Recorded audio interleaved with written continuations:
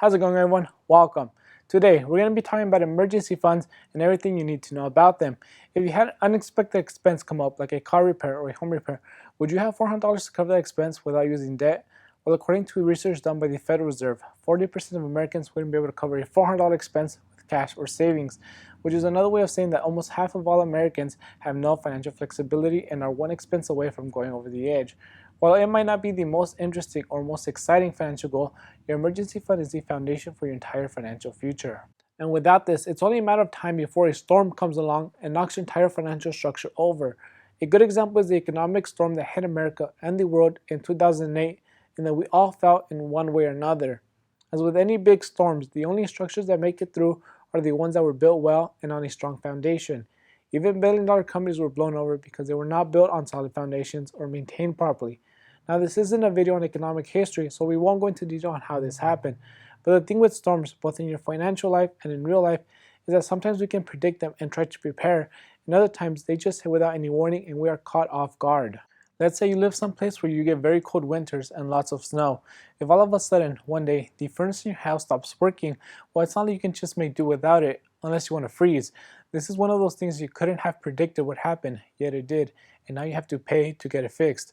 Or what if you're a self-employed plumber and your livelihood depends on your truck and being able to get around and making service calls?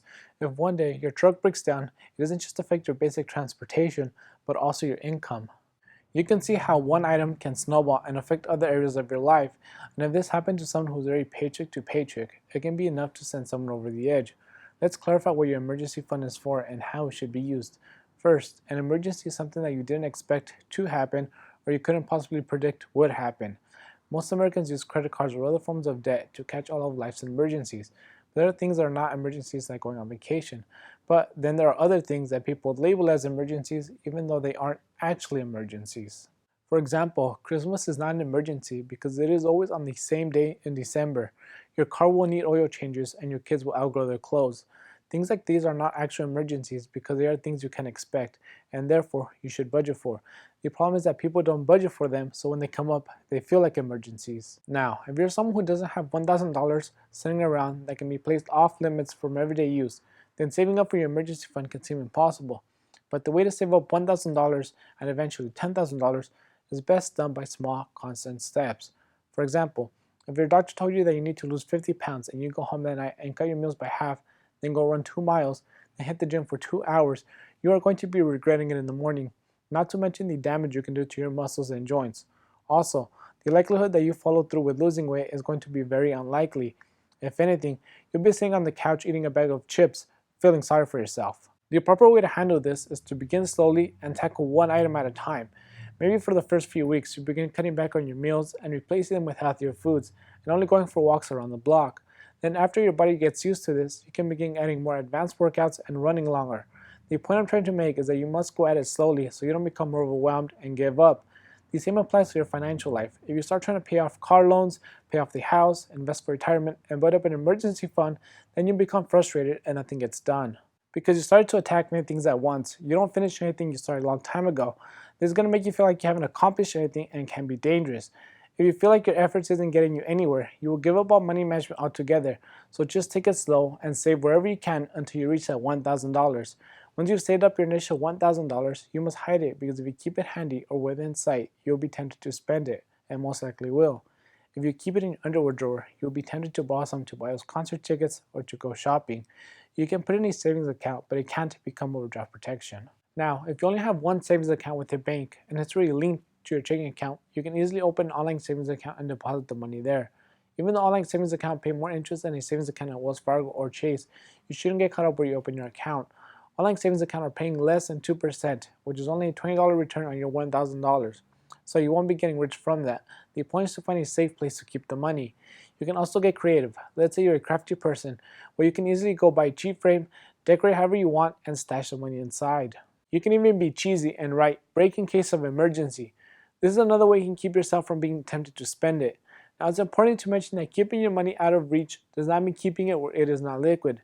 Liquid means it is easy to access and you won't be penalized for withdrawing it. If you needed the money but you hesitate to touch it because of the penalties, then you have it in the wrong place. I use the stock market for long-term investing, but I will never keep my emergency fund there because if my car breaks down, then I might be tempted to borrow money instead of selling some of my stock because the market is down. Stocks are great long-term investments, but life is life, and I wouldn't be surprised if you have an emergency when the market is down and your $1,000 is now only $500. The same goes for putting your money in a CD because you'll typically be charged a penalty for making an early withdrawal. Also, we're only talking about $1,000 at this point, so the difference between having your money in an online savings account and a CD will only add up to a few dollars, so it's not even worth the trouble. Just remember, you want your money somewhere easy to access, but at the same time, not somewhere you'll be tempted to spend it, and you definitely don't want your work to go down in value. Reaching a balance of $1,000 in your emergency fund is great, but let's talk about why you shouldn't stop there. I'm sure I've heard people say you should have 3 to 6 months of living expenses saved, but should go with 3 or 6. While the purpose of having an emergency fund is to help you reduce risk, so the more risk you have, the more your emergency fund should have. If you are self-employed or you work based off straight commission, then you should go with 6 months. If you are single or your household only receives one paycheck, then you'll want to go with 6 months because a job loss means 100% loss of income. However, if you're a government employee who's been at their job for many years and there's little to no risk of that job going away, you can go with 3 months. One final reason why you should keep building up your emergency fund is that $1,000 will only catch you small things and not the big emergencies. For example, if your car's engine blows up, that's going to be much more than $1,000, and you should prepare for those situations so it doesn't affect you in a bad way. And after you've dedicated enough time and effort to building your fund, it will make emergencies feel more like inconveniences, and you won't be stressed next time something unexpected pops up. So with that being said, I hope you found some value in this video, and if you haven't already, don't forget to hit the like button and subscribe. Thanks for watching, and I'll see you next time.